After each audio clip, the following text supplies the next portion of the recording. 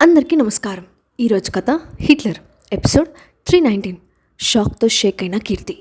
ఇక స్టోరీలోకి వెళ్తే శాలిని ఇచ్చిన డ్రగ్ కారణంగా ఒకటైన హాస్ని ఇంకా విరాట్ అదే గెస్ట్ హౌస్లో మరొక 2 రోజులు గడుపుతారు. పిల్లల గురించి ఆలోచనతో ఇంటి నెంబర్కి కాల్ చేసిన ఆమెకు కొడుకు మాటలు పెద్దరికంగా అనిపిస్తాయి. ఇద్దరూ కలిసి భోజనం చేసి సరదాగా కబుర్లు చెప్పుకుంటున్న సమయంలో, ఇంతకీ మీరు హైదరాబాద్ ఎప్పుడు వెళ్తున్నారు విరాట్ గారు అని అడిగింది హాస్ని. ఇప్పుడు అక్కడికెందుకు, అంత అర్జెంట్ ఏముంది, అయినా వెళ్తున్నారని అడుగుతున్నావు, నువ్వు రావా అని ప్రశ్నించాడు విరాట్. నాకు వెనక్కి తిరిగి రావడం ఇష్టం లేదని ఆల్రెడీ చెప్పాను కదా విరాట్ గారు, మళ్ళీ కొత్తగా ఎందుకు అడుగుతున్నారు? ఇన్ని రోజులు మన ఇద్దరి మధ్య రిలేషన్ సరిగ్గా లేదు కాబట్టి ఇక్కడే ఉన్నారు. ఇప్పుడు అంతా మీరు కోరుకున్నట్టే ఉంది కదా, ఇంకా తిరిగి వెళ్ళడానికి అభ్యంతరం ఏముంది? బిజినెస్ గురించి కూడా పట్టించుకోవాలి కదా అని విసుగ్గా అంది హాస్ని. అప్పుడు నేను కూడా చెప్పాను కదా, అయితే నీతో కలిసి ఇక్కడే ఉంటాను, లేదా నీతో కలిసి హైదరాబాద్కి తిరిగి వెళ్తాను, అంతేకాని మిమ్మల్ని వదిలేసి వెళ్ళడం అంటూ ఎప్పటికీ జరగదు. జీవితాంతం నా కుటుంబం లేకుండా ఒంటరిగా బతకాల్సిన అవసరం నాకు లేదు. ఇక బిజినెస్ అంటావా, ఎక్కడున్నా నేను మేనేజ్ చేసుకోగలను. ఇంకొకసారి నన్ను వెళ్ళమని చెప్తే మాత్రం మర్యాదగా ఉండదు అని వార్నింగ్ టోన్లో అన్నాడు విరాట్. అతని కోపానికి జడిసి మారు మాట్లాడకుండా మౌనంగా ఉండిపోయింది హాస్ని. ఆ రోజు రాత్రి ఇంటికి వెళ్ళిన హాస్ని పిల్లలతో కాసేపు గడిపి దగ్గరుండి తినిపించి మరీ పడుకోబెడుతుంది. పిల్లలు కూడా ఆమె మీద బెంగ పెట్టుకొని ఉండటంతో అసలు విడిచిపెట్టలేదు. 2 రోజులుగా తాము చేసిన పనుల గురించి, ప్రోగ్రామ్స్ గురించి ఆపకుండా ఆమెకు చెప్తూనే ఉన్నారు. కాసేపటికి వాళ్ళు నిద్రలోకి జారుకోవడంతో హాస్ని కూడా తన గదిలోకి వచ్చి అలసటతో బెడ్ మీద వాలి తొందరగానే నిద్రలోకి జారుకుంది. హాస్ని పిల్లల గురించి తెలిసినప్పటి నుండి ఎప్పుడెప్పుడు వాళ్ళని చూద్దామా అని ఎదురు చూస్తున్న కీర్తి ఇక ఉండలేక ముంబైకి బయలుదేరింది. ముందుగా చెప్తే రావద్దని అంటాడేమోనన్న ఉద్దేశంతో తను వస్తున్న విషయం కూడా కనీసం దాస్కి కూడా చెప్పలేదు.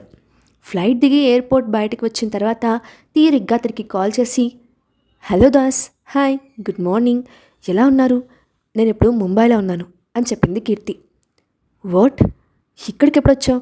కనీసం కాల్ కూడా చేయలేదు, అసలు ఎందుకు వచ్చావు అని కంగారుగా అడిగాడు దాస్. నువ్వు ఖాళీగా ఉంటే గోళికాయలు ఆట ఆడుకుందామని వచ్చాను. ఏ, నీకేమైనా అభ్యంతరమా? అయినా ఎందుకంత కంగారు పడుతున్నావు? కొంపతీసి నాకు తెలియకుండా చిన్నిళ్ళు ఏమైనా సెటప్ చేసావా ఏంటి అని నాటిగా అడిగింది కీర్తి. మొదటి దానికి మొగుడు లేడు, కడదానికి కళ్యాణం అంటే ఇదే. ఉన్న నిన్ను పెళ్లి చేసుకోవడానికి దిక్కులేక 3 ఏళ్లుగా ఎదురు చూస్తున్నాను. మళ్ళీ నా మొక్కానికి చిన్నిళ్ళొకటి, మాట్లాడడానికైనా హద్దుండాలి అని విసుక్కున్నాడు. ఏమోలే, అసలు ఈ మధ్య కొత్త కొత్త విషయాలు తెలుస్తున్నాయి, అందుకే నువ్వు కూడా ఎవరినో తగులుకున్నావేమోనని డౌట్ కొట్టింది. నిజం చెప్పు, ఎవరికైనా లైన్ వేస్తున్నావా అని ఆరా తీసింది. అవ్వా, నాలాంటి మంచోడి మీద నోరు పారేసుకుంటే కళ్ళు పోతాయి, గట్టిగా లెంపలేసుకో. అయినా మొన్నటిదాకా సైలెంట్గా సీతక్కలా ఉండదానివి, ఇప్పుడేంటి శూర్పణఖలా తయారయ్యావు? కొంపతీసి ఆమెను ఆదర్శంగా తీసుకున్నావా ఏంటి అని వెటకారంగా అడిగాడు.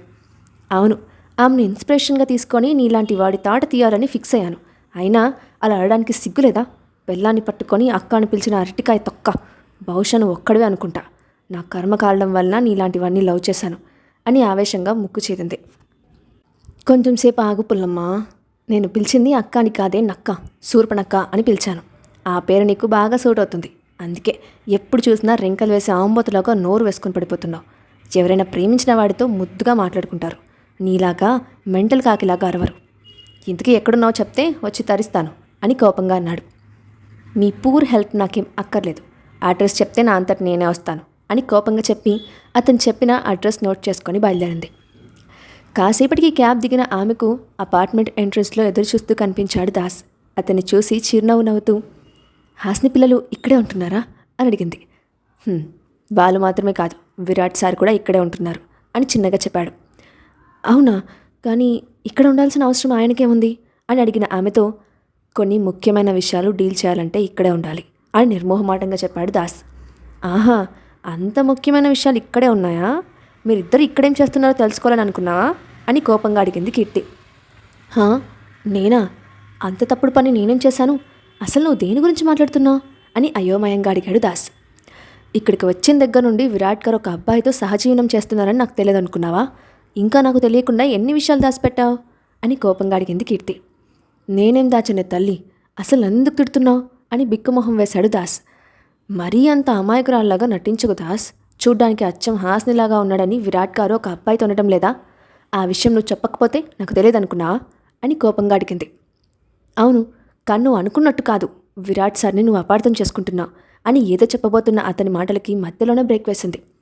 ఇక ఆపండి దాస్, మీరేం చెప్పినా వినేది లేదు. ఒక అమ్మాయి సేమ్ హాస్నిలాగా కనిపించినా కూడా మీరు నమ్మకూడదు. అలాంటిది ఒక అబ్బాయి కనిపిస్తే నమ్మేస్తారా? అప్పటి నుండి అతనితో సహజీవనం చేస్తున్నారా? నేను ఇప్పుడే అతన్ని కలిసి అసలు నిజం చెప్పాలనుకుంటున్నాను. గతంలో నా స్నేహితురాలు ఒక అమ్మాయి విరాట్ సార్ను ప్రాణంగా ప్రేమించి అతని వెనకాల గుడ్డిగా తిరిగి ఆఖరికి తన ప్రాణాన్నే పోగొట్టుకుందని అర్థమయ్యేలా చెప్తాను. అతను కేవలం హాస్నికి మాత్రమే సొంతం, మరొకరికి దక్కడానికి వీల్లేదు అని ఏదో యుద్ధానికి వెళ్లేదానిలాగా పిడికిల్ని బిగించి కోపంగా చెప్పింది కీర్తి. ఆమె మాటలకి ఆశ్చర్యపోయిన దాస్ ఆమె ముఖంలో కనిపిస్తున్న కోపానికి లోపలే నవ్వుకున్నాడు. కానీ ఏం చేస్తుందో చూద్దామన్న ఉద్దేశంతో ఆమెను అసలు నిజం చెప్పకుండా పైకి తీసుకెళ్ళడానికి అన్నట్లుగా బ్యాగ్ పట్టుకొని లోపలికి నడిచాడు. అప్పటి వరకు వీరనారి ఝాన్సీ లక్ష్మీబాయిలాగా ఫీల్ అయిన ఆమెకు విరాట్ ముందుకు వెళ్ళాలంటే దడ పుట్టింది. వెంటనే అతని చేతిని పట్టుకొని, ఇప్పుడు కాదు దాస్, విరాట్ గారి చుట్టుపక్కల లేనప్పుడు నన్ను పిల్లల దగ్గరికి తీసుకెళ్ళు ప్లీజ్ అని వెర్రి నవ్వుతూ అడిగింది. ఇప్పటి వరకు ఏదో పొడి చేస్తాను చించేస్తాను అని నోటికి వచ్చినట్లు ఆగావు, మంగమ్మ శపథం కూడా చేశావు, ఇప్పుడెందుకు భయపడుతున్నావు అని కళ్ళెగరేశాడు దాస్. అది ఎన్నెన్నో అనుకుంటాం, అన్నీ అయిపోతాయా ఏంటి? అసలే హాస్ని వెళ్ళిపోయిన తర్వాత విరాట్ గారు ముట్టుకుంటే పేలిపోయే టైం బాంబ్లాగా మారిపోయారు. నా వాగుడికి కోపం వచ్చి నన్ను ఏమైనా చేస్తే నువ్వు లవర్ లేక అన్యాయం అయిపోతావు. అందుకే నీ మీద కన్సర్న్తో ఈ నిర్ణయం తీసుకున్నాను అని అయోమయంగా ముఖం పెట్టింది. ఈ సుత్తంతా ఎందుకు, సింపుల్గా భయం అని చెప్పొచ్చుగా అని నవ్వుతూ ఆమె నెత్తి మీద ముట్టి, ఇక్కడికి వచ్చిన దగ్గర నుండి విరాట్ సార్ పిల్లలతోనే ఉంటున్నారు. నీకు విడిగా కలిసే ఛాన్స్ అస్సలుండదు. ఆల్రెడీ నువ్వు పిల్లల్ని చూడటానికి వస్తున్నావని ఆయనకు తెలుసు, ఒప్పుకున్నారు కూడా అని అసలు విషయం చెప్పాడు. నిజమా? కానీ ఆయనలో ఈ మార్పుకి కారణం హాస్నిలాగా ఉన్న అతనేనా అని ఆశ్చర్యంగా అడిగింది. ఎందుకంటే గత 3 సంవత్సరాలుగా విరాట్తో మాట్లాడడం కాదు కదా, కనీసం దరిదాపుల్లో నిలబడ్డాలన్నా కూడా అందరూ భయంతో వణికిపోయేవారు. ఆఖరికి తన ముఖం చూసినా కూడా అతనికి విపరీతమైన కోపం వచ్చేది. అందుకే అంత సులువుగా ఒప్పుకున్నాడంటే నమ్మలేకపోయింది కీర్తి. కానీ 3 ఏళ్లుగా అందరితో ఎంతో కఠినంగా వ్యవహరించిన విరాట్ అంత సులువుగా హాస్ని స్థానం మరొకరికి ఎలా ఇచ్చాడో ఆమెకు అర్థం కాలేదు. కానీ చేసేదేమీ లేక అతనితో కలిసి లిఫ్ట్లోకి పైకెళ్ళింది. ఇంతలో ఆమెకు ఒక అనుమానం రావడంతో, ఇది ఆ వ్యక్తి ఇల్లు కాదు కదా అని అపనమ్మకంగా అడిగింది. ఆ మాటలతో ఆమె మనసు భగ్గున మండింది. హాస్ని తలుచుకున్న ఆమెకు కళ్ళల్లో కన్నీరు ఉప్పొంగింది. అంత తేలిగ్గా ఆమె స్థానాన్ని మరొకరికి ఎలా ఇచ్చేస్తారు అని కోపంగా అనుకుంటూ, అంటే ఇప్పుడు ఇద్దరు నిజంగానే లివింగ్ రిలేషన్లో ఉన్నారా? కానీ విరాట్ గారి నుండి నేను ఇలాంటి పని అస్సలు ఊహించలేదు. హాస్నికి ఇంత అన్యాయం ఎందుకు చేశారు అని ఉక్రోషంగా అడిగింది. ఆమెను ఇంకా టీస్ చేయాలన్న ఉద్దేశంతో ఆ ఇద్దరు కలిసిన దగ్గర నుండి విరాట్ సార్ పరిస్థితి చాలా మెరుగైంది. ఆయన కూడా చాలా సంతోషంగా ఉన్నారు. అంతకంటే ఇంకేం కావాలి చెప్పు అని నవ్వును బిగబట్టి అడిగాడు దాస్. కానీ నేను సంతోషంగా లేను. ఈ విషయం హాస్నికి తెలిస్తే తను అస్సలు ప్రశాంతంగా బ్రతకగలదా? తన మనసు ఎంత వేదనకు గురవుతుంది అని కోపంగా ప్రశ్నించింది కీర్తి. ఇంతలో వాళ్ళిద్దరూ ఒక ఇంటి ముందుకు రావడం, డోర్ ఓపెన్ అవ్వడం, లోపల సీన్ చూసిన కీర్తి ఆశ్చర్యంతో నోరు తెరవడం క్షణాల్లో జరిగిపోయాయి. సోఫాలో ఇద్దరు పిల్లలు కూర్చొని చక్కగా కేక్ తింటున్నారు. వాళ్ళలో హాస్ని విరాట్ ఇద్దరు పోలికలు కనిపిస్తూ ఉంటే నోటి మీద చేయి వేసుకొని ఆశ్చర్యంగా చూస్తూ ఉండిపోయింది కీర్తి. ఆ పిల్లలు చూసిన క్షణం నుండి ఆమె మనసు ఉత్సాహంతో ఉరుకలు వేసి కన్నీళ్ల రూపంలో సంతోషాన్ని బయటపెట్టింది. ఆమెను చూసి పిల్లలిద్దరూ తలెత్తి చూస్తూ ఉంటే ఆమె బాధ చూడలేని దాస్ ఆమెను దగ్గరికి తీసుకొని కన్సోల్ చేయడానికి ప్రయత్నించాడు. అయితే ఆమె ఏడుపు చూసిన ఖుషి పాప అపార్థం చేసుకొని, అన్నయ్య, ఆ ఆంటీకి బాగా ఆకలి వేస్తూ ఉందేమో, అందుకే మన కేక్ తినడానికి వచ్చినట్టుంది అని ప్లేట్లో ఉన్న కేక్ భద్రంగా దాచుకుంటూ బెదురుగా చెప్పింది. ఏమో ఖుషి, నాకు అలా అనిపించడం లేదు, ఆ ఆంటీ ఎందుకో బాధపడుతున్నారు అని తనకు చోదించి చెప్పాడు రిషి. ఇక తన ఎమోషనల్ కంట్రోల్ చేసుకోలేక లోపలికి వెళ్ళి పిల్లలను హక్ చేసుకుందామని లోపలికి అడుగు వేసింది. అప్పుడే యాప్రాన్ ధరించి మరొక కేక్ ప్లేట్ పట్టుకొని కిచెన్ నుండి బయటకు వచ్చిన విరాట్ని చూసి షాక్తో ఫ్రీజ్ అయిపోయింది. అతన్ని చూసి, నాన్న, ఈ కొత్త రకం కేక్ తినడం చేత కావడం లేదు, నాకు తినిపిస్తారా అని ముద్దుగా అడిగింది. ఆ మాటకి సరేనని తలూపి చక్కగా తినిపిస్తూ కూతురికి కబుర్లు చెప్తున్న విరాట్ని చూసి ఈసారి ఏకంగా గుండె ఆగిపోయినంత పనైంది. అతని అవతారమే ఒక వింత అయితే పిల్లలతో అతను ప్రవర్తిస్తున్న తీరు మరో అద్భుతం. అతనితో ఇప్పటి వరకు ఇలాంటి కోణం చూడని కీర్తి ఎంట్రన్స్లోనే నిలబడి కళ్ళు ఇంత చేసుకొని చూస్తూ ఉండిపోయింది. ఇదంతా ఆమెకు నమ్మశక్యం కాలేదు. పొరపాటున వేరే గ్రహానికి వెళ్ళానేమోనని సందేహంగా అనుకుంది. అదే సమయంలో ఆమెను చూసిన విరాట్, నువ్వు వచ్చి ఎంతసేపు అయింది కీర్తి? లోపలికి రాకుండా అక్కడ ఆగిపోయావెందుకు అని ప్రశ్నించాడు. నేను కాసేపటి క్రితమే వచ్చాను విరాట్ గారు అని ఇంకేం మాట్లాడాలో తెలియక మౌనంగా ఉండిపోయింది. ఇప్పటి వరకు అడిగేయాలి కడిగేయాలి అని గంతులు వేసిన ఆమెకు అతన్ని అంత శాంతంగా చూసిన తర్వాత నోట మాట రాలేదు. సైలెంట్గా వాళ్ళని గమనిస్తూ ఉండిపోయింది. ఈలోపు కేక్ తినడం కంప్లీట్ చేసిన ఖుషి పాప పరుగున కీర్తి దగ్గరికి వెళ్ళి, ఆంటీ మీకు మీ ఇద్దరమో తెలుసా అని అడిగింది.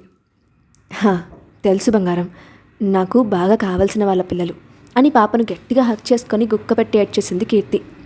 కాసేపటికి ఆమెను వదిలి ఋషి ముందుకు వెళ్ళి ప్రేమగా అతని తల నిమిరి, ఐఎమ్ సారీ పిల్లలు, మీ ఇద్దరిని చూస్తే నాకు కావాల్సిన వాళ్ళు గుర్తొచ్చి ఏడుపు వచ్చేసింది, నేను ఇప్పుడే వస్తాను అని వేగంగా బయటకు వెళ్ళిపోయింది. ఆమె బాధ చూడలేని దాస్ లోపలున్న విరాట్కి సైగ చేసి ఆమె వెంట నడిచాడు. అతని నుండి పార్కింగ్ ఏరియాలోకి వదిలిన కీర్తి ఒక మూల నిలబడి ఏడుస్తూ ఉండగా వెనక నుండి ఆమెను గట్టిగా హత్తుకొని, ఎందుకింత ఎమోషనల్ అవుతున్నావు? నువ్వు ఇలా రియాక్ట్ అవుతావన్న భయంతోనే నీకు నిజం చెప్పలేకపోయాను. ప్లీజ్, నీ కన్నీళ్ళు చుట్టం నా వల్ల కాదు, డోంట్ క్రైమా అని లాలనగా చెప్పాడు. ఆ ముగ్గురిని అలా చూస్తూ ఉంటే హాస్ని గుర్తొచ్చింది.